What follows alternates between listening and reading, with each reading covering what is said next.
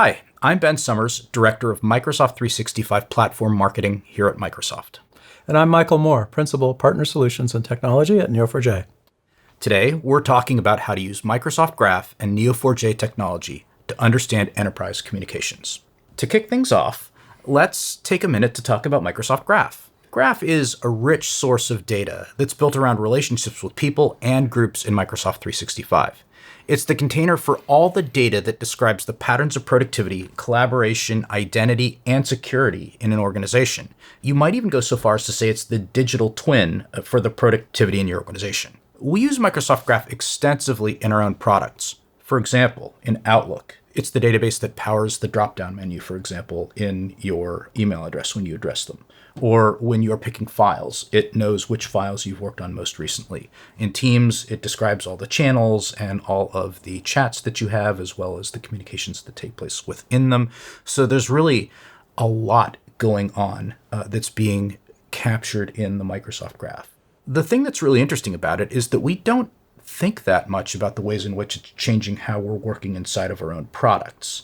But it's actually powering all these little experiences that we have that are individually very, very helpful. There are all these little gestures everywhere around the product. But when we add them up at scale, they're collectively incredibly powerful. And you've had the Microsoft Graph API for a while. I've used it, right? It allows, you can make a request, you can get, a calendar back, you can, like you say, you can interrogate an organizational hierarchy. So what's different about the API versus Microsoft Graph Data Connect? Well, the process.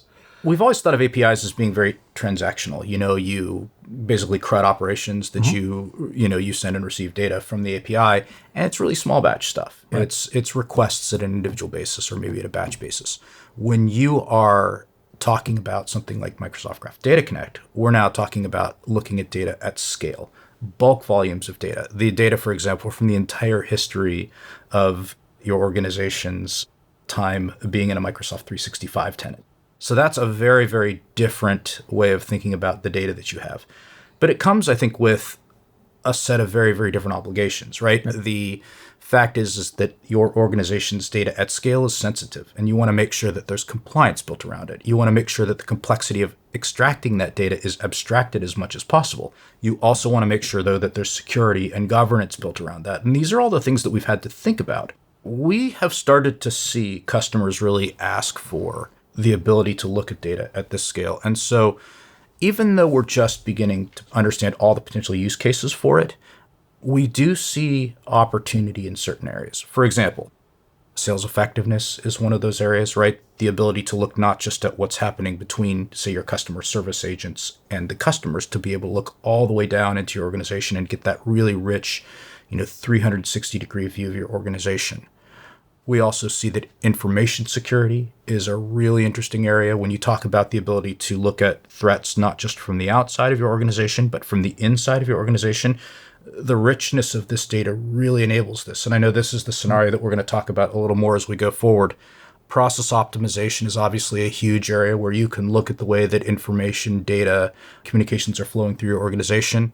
And of course, I think talent management is another place where we've always seen a lot of potential, sort of a who knows who or what the real organizational structure of your communications winds up looking like. Now it's time actually to turn things over to you a little bit, right? We've got the stage set, but the work that we've done together is actually incredibly interesting. So thanks for being here, and let's take a look at what you guys have been working on with us. All right. Thank you, Ben.